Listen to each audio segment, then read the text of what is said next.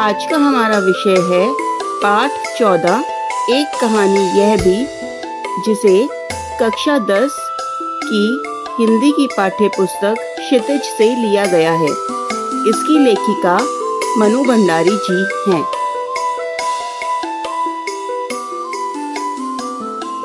यह हमारे चैनल का लोगो है, सुनो रे किस्सा। सुनो रे किस्से ऑन यूट्यूब चैनल पर सब्सक्राइब करें, इसे लाइक शेयर भी करें। आने वाले नए विषयों के लिए सुनो रे किस्सा चैनल को कृपया लाइक शेयर और सब्सक्राइब करें। वीडियो कैसा लगा और आप किस नए विषय का वीडियो देखना चाहेंगे, यह भी हमें कमेंट बॉक्स में बताएं।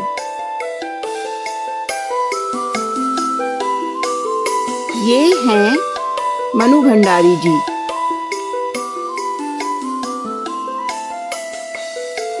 आइए पहले लेखिका के विषय में परिचय प्राप्त करते हैं।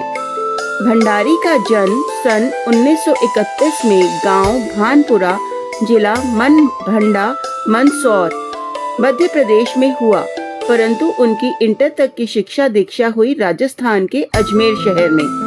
बाद में उन्होंने हिंदी में एमए किया। दिल्ली के मिरांडा हाउस कॉलेज में अध्यापन कार्य से अवकाश प्राप्ति के बाद आजकल वे दिल्ली में ही रहकर स्वतंत्र लेखन कर रही हैं।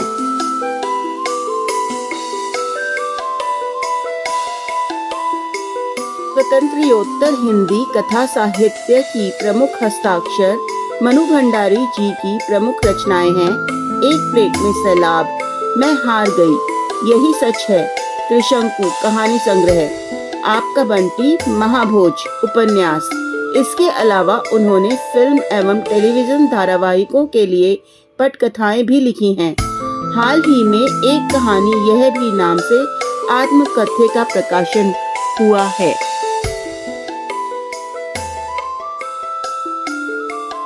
उनकी साहित्यिक उपलब्धियों के लिए हिंदी अकादमी के शिखर सम्मान सहित उन्हें अनेक पुरस्कार प्राप्त हो चुके हैं, जिनमें भारतीय भाषा परिषद, कोलकाता राजस्थान संगीत नाटक अकादमी, उत्तर प्रदेश हिंदी संस्थान के पुरस्कार शामिल हैं। मनु भंडारी की कहानियां हों या उपन्यास, उनमें भाषा और शिल्प की सादगी तथा प्रामाणिक अनुभूति में मिलती है।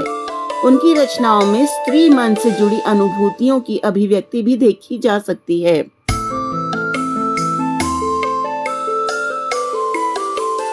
एक कहानी यह भी के संदर्भ में सबसे पहले तो हम यह जान लें कि मनु भंडारी ने पारिभाषिक अर्थ में कोई सिलसिलेवार आत्मकथा नहीं लिखी है।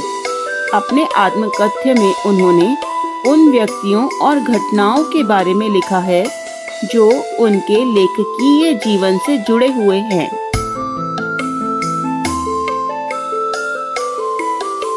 संकलित अंश में मनु जी के किशोर जीवन से जुड़ी घटनाओं के साथ उनके पिताजी और उनकी कॉलेज की प्राध्यापिका शीला अग्रवाल का व्यक्तित्व विशेष तौर पर उभर कर आया है, जिन्होंने आगे चलकर उनके लेखकीय व्यक्तित्व के निर्माण में महत्वपूर्ण भूमिका निभाई।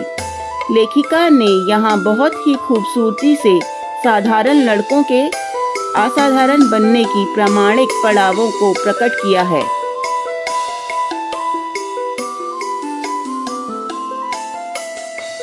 सन 46-47 की आजादी की आंधी ने मनु जी को भी अछूता नहीं छोड़ा। छोटे शहर की युवा होती लड़की ने आता की लड़ाई में जिस तरह भागीदारी की, उसमें उनका उरोज संगठन क्षमता और विरोध करने का तरीका देखते ही बनता है।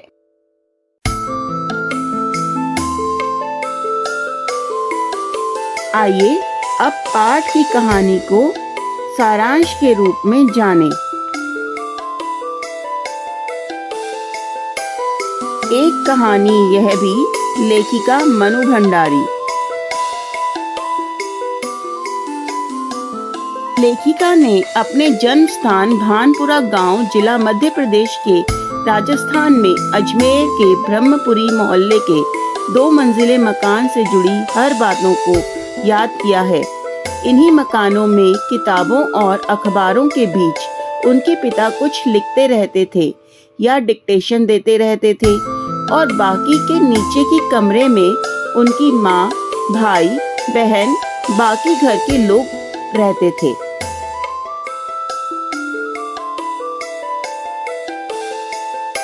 लेखिका के पिता अजमेर आने से पहले मध्य प्रदेश के इंदौर में रहते थे। वह बहुत से सामाजिक संगठनों से भी जुड़े थे। उन्होंने शिक्षा का केवल उपदेश ही नहीं दिया, बल्कि बहुत से बच्चों को अपने घर बुलाकर पढ़ाया लिखाया भी है, जिसमें से कई बच्चे ऊंचे ऊंचे पद पर पहुंचे। लेखिका ने यह बातें तब सुनी जब उनके खुशी के दिन थे।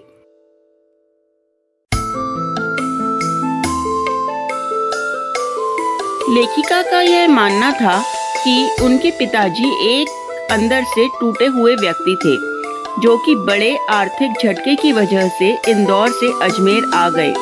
उन्होंने अपने बलबूते पर अधूरे अंग्रेजी शब्दकोश को पूरा किया, लेकिन उनकी आर्थिक स्थिति में कोई सुधार नहीं हुआ।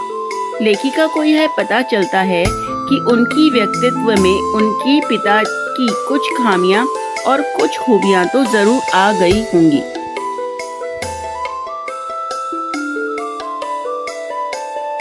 लेखिका का रंग काला है और बचपन में वह दुबली और मरियल सी थी। उनके पिता को गोरा रंग बहुत पसंद था। इसी वजह से लेखिका की तुलना उनकी दो बड़ी बहनों से की जाती रही, जिस वजह से लेखिका के मन में हीन भावना उत्पन्न हो गई, जो आज तक उनके मन में है। उसी कारण आज जब भी लेखिका की प्रशंसा होती है, उनको मान सम्मान प्रतिष्ठा मिलती है, तो लेखिका संकोच से सिमटने और गड़ने लग जाती हैं।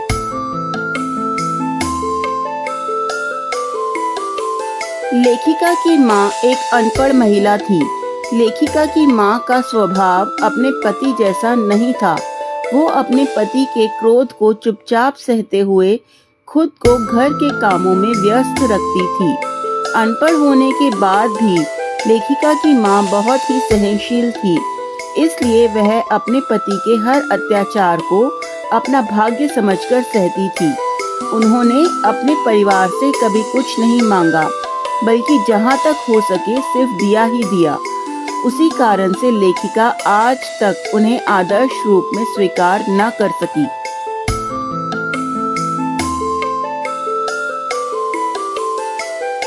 उन्नीस 1944 में लेखिका की बड़ी बहन की शादी हो गई और वह कोलकाता चली गई। उसके दोनों भाई भी पढ़ने के लिए कोलकाता चले गए।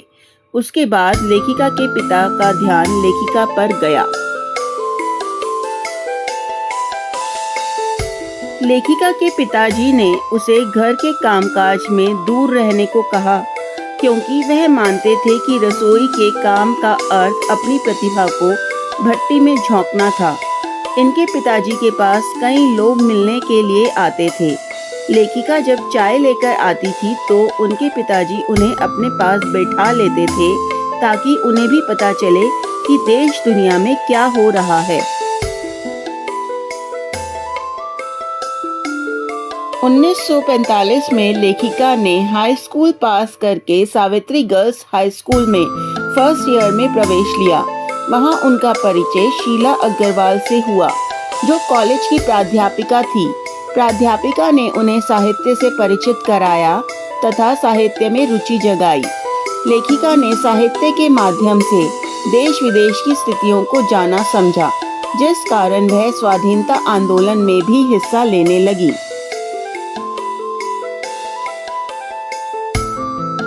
1947 के मई माह में प्राध्यापिका शीला अग्रवाल को कॉलेज प्रशासन ने अनुशासनहीनता का आरोप लगाकर नोटिस दिया, जिनमें लड़कियों को भड़काने और अनुशासन भंग करने में सहयोग करने का आरोप लगाया गया था।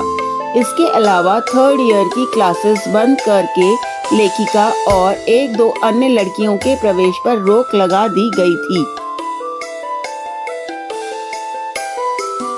इसको लेकर लड़कियों ने कॉलेज के बाहर खूब प्रदर्शन किया। बाद में कॉलेज को थर्ड ईयर की क्लासेस फिर से शुरू करनी पड़ी। उस समय इस खुशी से भी बड़ी खुशी लेखिका को देश को स्वाधीनता मिल जाने की हुई थी।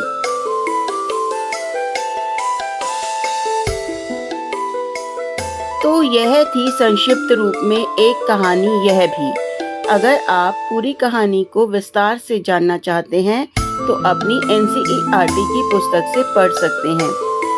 इस विषय के महत्वपूर्ण प्रश्न उत्तर के लिए अगला वीडियो ज़रूर देखें और हमारे चैनल को लाइक, शेयर और सब्सक्राइब करें। धन्यवाद।